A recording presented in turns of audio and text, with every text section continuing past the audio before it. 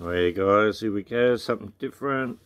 I haven't done one of these for a while. Urban Ale, Urban Ale, no, Dream Ale, Blonde Ale, Urban Ale. Yeah, that's the name of it.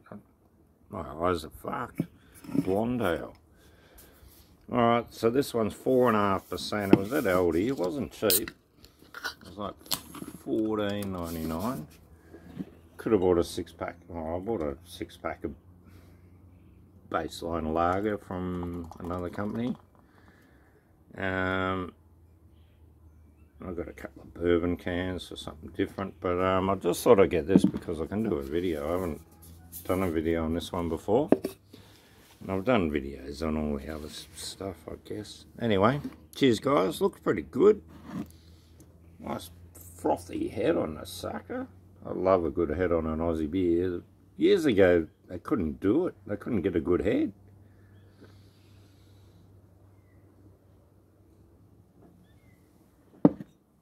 They're getting a good head now. That's lovely. That's real easy to drink. It's bloody 33 or something degrees here today. I think we're expecting a top of 36. The sun didn't come out much, which saved us, I reckon. Just took a little bit of bite out of that the temperature. But it's a late summer. It was like one of the hottest days of the year, and we're already a week and a half into February. Kidding, 2 weeks into Feb, I think. So yeah, not a real hot summer. It's the coldest year well, yeah, the last 12 months will be the wettest and coldest it's ever been in Melbourne. So we've got a bit of global, not warming, cooling in the southern hemisphere. I checked out a few surface temperatures and it looks like it's gone down a bit. But I think they're playing with the figures, so I wouldn't trust them too much. Yeah, anyway, they reckon it's still getting hotter here. I don't fucking see it, really. Yeah, usually by now we'd be having 43, 44, maybe 3-4 days in a row, maybe a 45. You know, we'd have a lot of summers. I remember having like 2 or 3 sets of around 40. Yeah, I'd hit 40, you might get a 41, and then the rain will come, and then you'll get another few 42, 43 days, and then the rain, and you'll get another one about this time of the year. So we're already pretty much over summer. This is, you don't really get hot weather after this. Yeah, it's usually back in January. End of January is usually the hottest, but it wasn't hot at all. It's real weird this year. Anyway, guys, I could talk about the world affairs, but I've got to have a break. You know what I mean? Sometimes you just don't want to know. I'm going to become an emu and just stick my head in the sand for a couple of days, have a bit of time out. It's cruel, isn't it? Anyway, we're getting a smart city here. Everyone you talk to is sort of half happy about it. Wait until they realise that they've lost all their freedoms. It's going to be a fucking disaster. People are going to get angry, I tell you, mate. Oh yeah, and then they take everyone's cars off them and take everyone's property off them, take their land, and anyone that doesn't live in the smart city has to move in, and they're going to just take all our properties out of smart cities. They just want to reclaim 99.9% of Australia, kick off probably 25% of the people in the country and starve us out. I don't know how they're going to feed us insects, because there's no insect farming in Australia, as far as I'm concerned. And you can't buy insects in Australia. And the countries I've eaten insects in, the people warn me not to eat them because they catch them using DMT.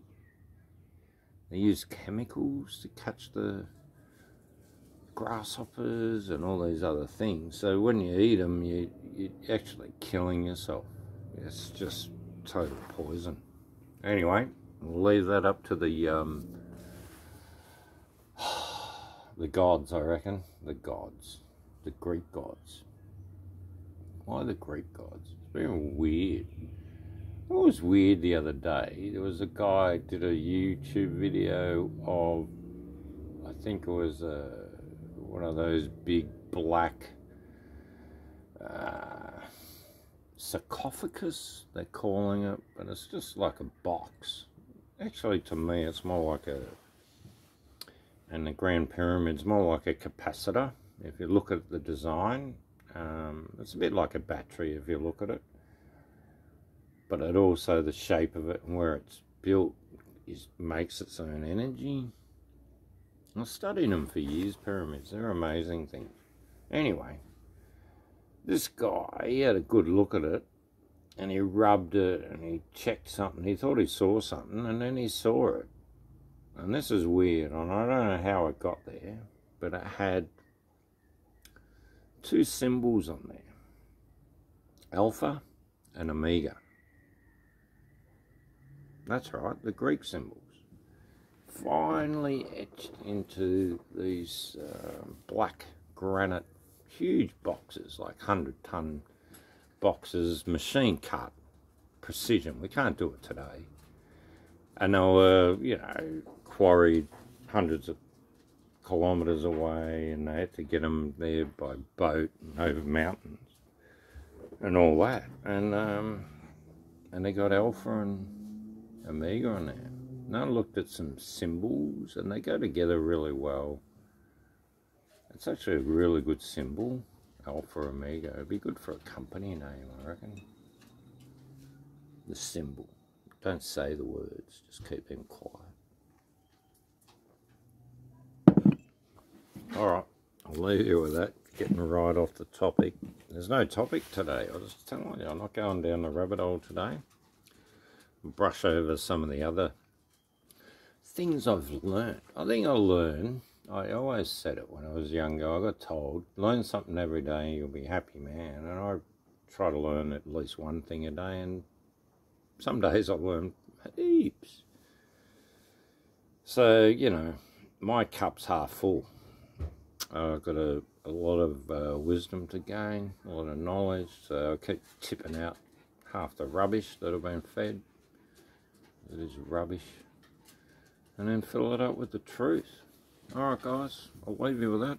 Follow the truth, you can't go wrong. Cheers.